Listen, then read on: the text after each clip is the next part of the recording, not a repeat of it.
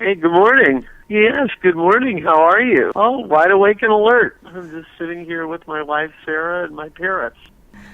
It is 11 a.m., just before lunchtime. Yeah. It's kind of a cloudy, snowy day. Very overcast. I'm sorry? Yes. Well, it stopped snowing, but yeah, there's snow everywhere, yes.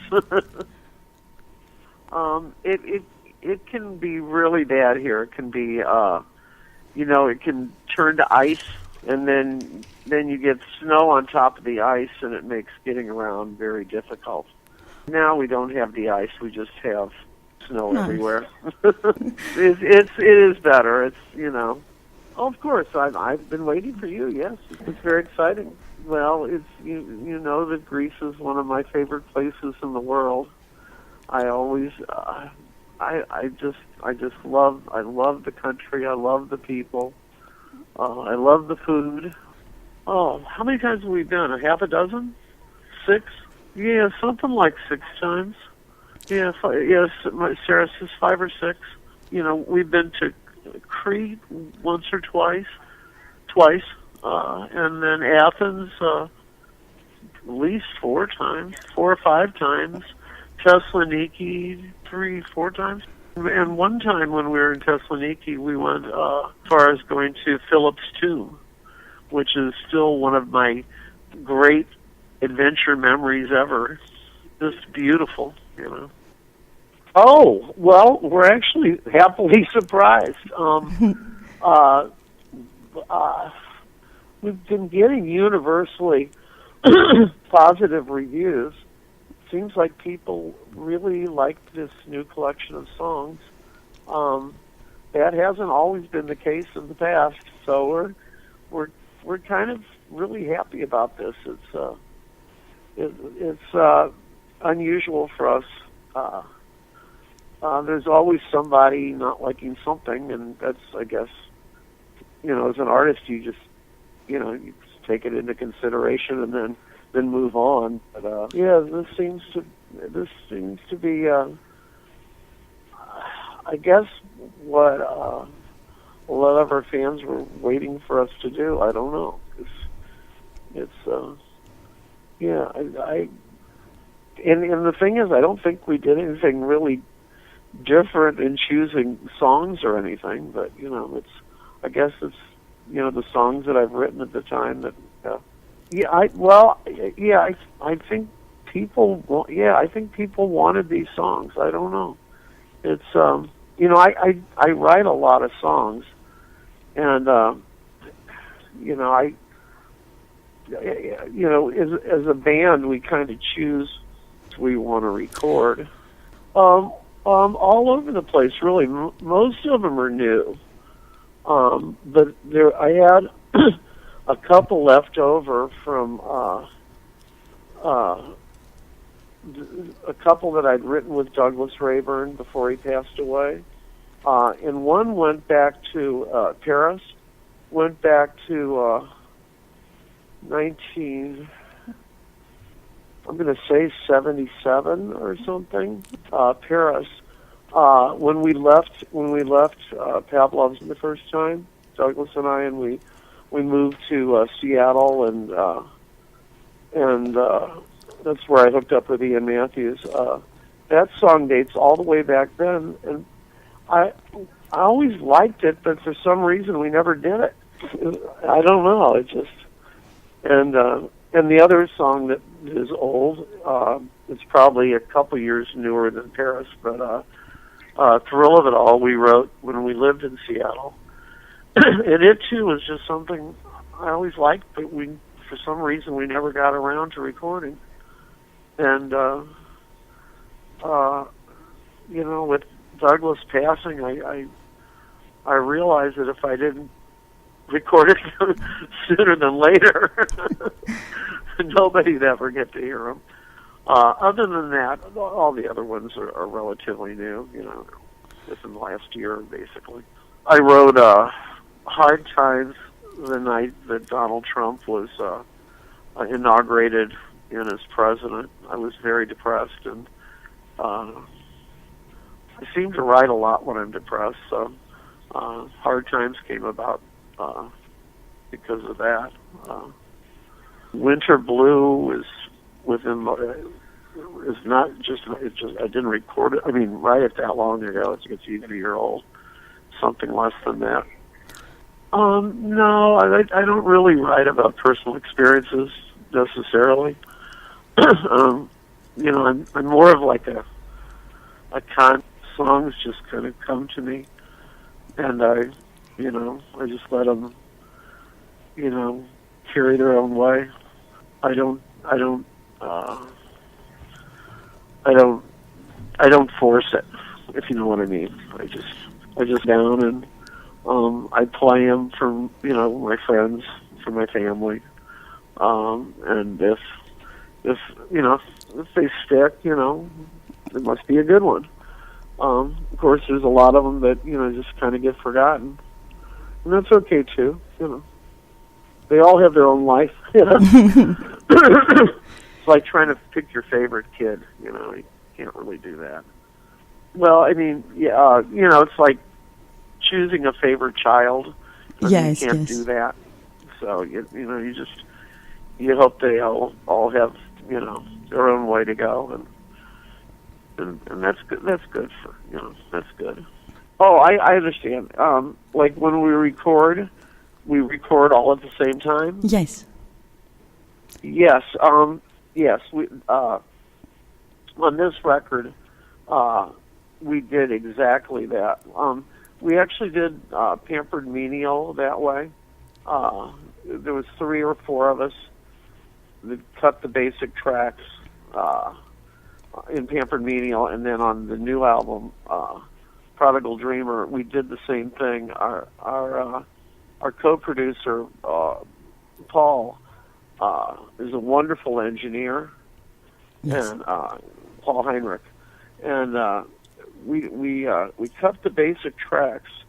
It was Manfred on drums, Rick on bass, me on guitar, and Nathan Jatko on piano.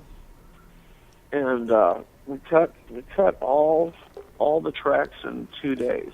We never did more than 2 or 3 takes at most on any song. It's usually 1 and a safety, basically. Occasionally there'd be a 3rd take, but that was pretty unusual. And then Nathan's piano tracks we recorded with an electronic piano, and we did them in mono because we didn't mean to save them because we thought Nathan would recut them with the grand we wound up doing. And then of course Nathan took his life, and that kind of took the wind out of our sails for a while. And that's when Mark Maher stepped in and basically rescued things. Mark has just been an unbelievable contribution to the band. He came in with so many ideas and so much power. And he absolutely changed the direction of the way the album would have been. He concentrated heavily on a Hammond organ. We found a 1959 Hammond B3 organ that just sounded amazing. He also had an incredible Yamaha Studio Grand piano that we're lucky enough to be able to use. And once you added the mellotrons and stuff, it quickly built into a recognizable sound. It was horrible that a tragedy had to bring that around, but life goes on. We've lost other band members over the years, and it never gets any easier. That's for sure. Rick Stockton and I played together from the time we were teenagers in high school. Yeah, it was. But for some reason, this band kind of has its own life. It just continues and kind of come and go and add add their own energy and talent to the whole combination of ingredients. So I guess we'll never know how the album would have sounded with Nathan, but I'm thoroughly pleased with what Mark brought us. And I guess the other thing was Abby Styling, our principal soloist. Paul Heinrich engineers the St. Louis Symphony Orchestra. He's a Grammy-winning engineer, recording engineer. And to have Paul putting the sound together for Abby's electric violin, I think it was really important because he really knows how to bring the best out of that instrument. I don't know that I expect results going in. It's kind of an adventure every time we record. We're pursuing something, but we don't necessarily know what the result's going to be until it's all over with. I think this is a more softer album. It's hard to say. It's hard to say that it was basically the same way we've always done it. Most of the songs I either write them on a piano or on an acoustic guitar. So consequently, there's a lot of piano and a lot of acoustic guitar on the album, Other than that, the songs seem to take on their own life, and we just, pursue them wherever they seem to want to go. Yes. Yeah, I don't know that it does necessarily. Outside of, I write songs a certain way. I tend to be melodic. Most of my songs tend to be kind of haunting or somber, or whatever you want to call it. There's kind of a sorrow in everything that I do. I don't know where that comes from, but I don't seem to be able to escape it.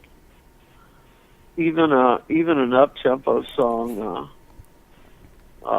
like Hard Times or something, there's a melancholy to it for sure. And I think that's just something that's been a constant in my writing.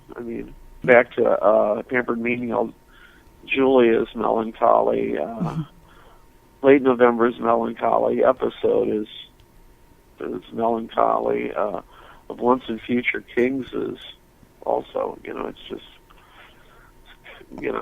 a couple of things off that album. That they share a haunting quality that, no, I like them all. I don't really have favorites. There's a couple that were surprising to me.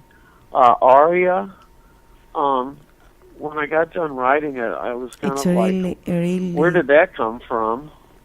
It's a different kind of song. Yes.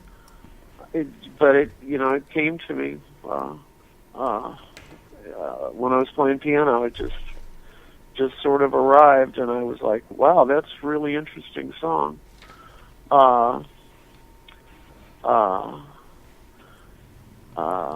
Easter's Day, I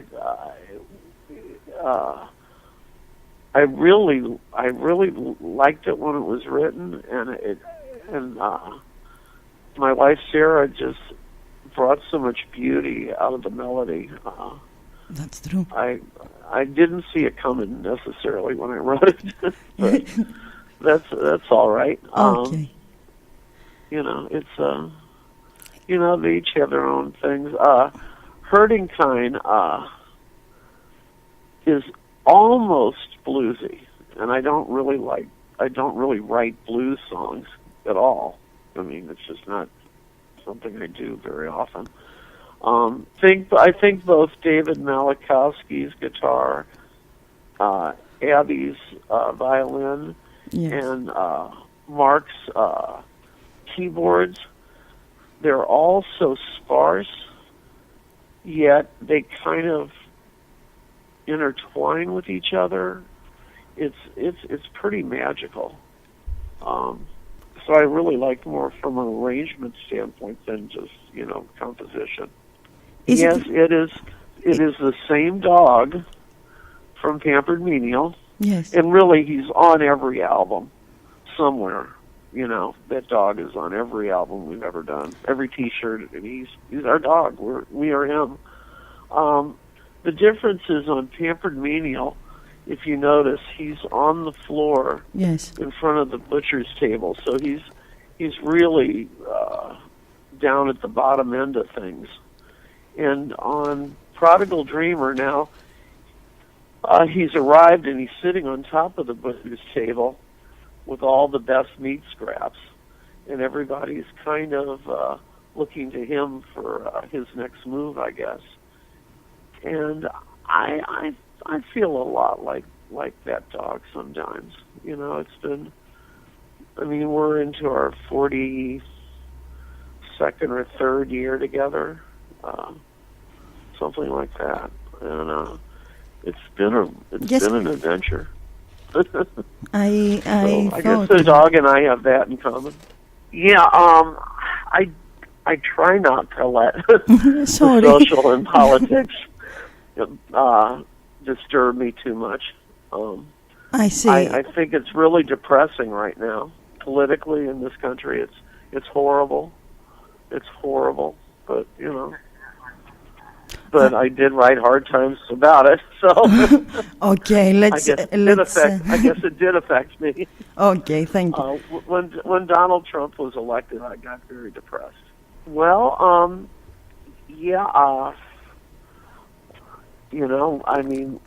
we finished our last tour in November of last year, and right now we're just kind of, I'm writing new songs. Basically, is what I'm trying to do right now. So I'm hoping that by the time you see the band, that we'll have a couple surprises that nobody's ever heard. I try to do that every tour, but I know the band is really excited to come back to Greece, just because we always have such a good time there. We've made friends there. The audiences are always wonderful to us. I don't know. It's always been one of our favorite places. The food is beyond belief. I usually try to get in a day or two early, and Sarah and I have, and our daughter Sailor too has been with us from time to time on tour. We just love just wandering around Athens. It's extraordinary. It's extraordinary. It's something I normally do before we leave for Greece is I try to listen to Aphrodite's Child. When I was in high school, I had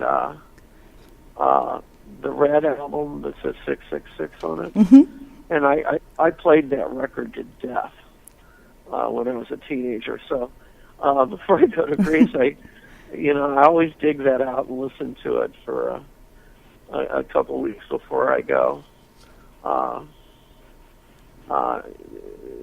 It was a great influence on me.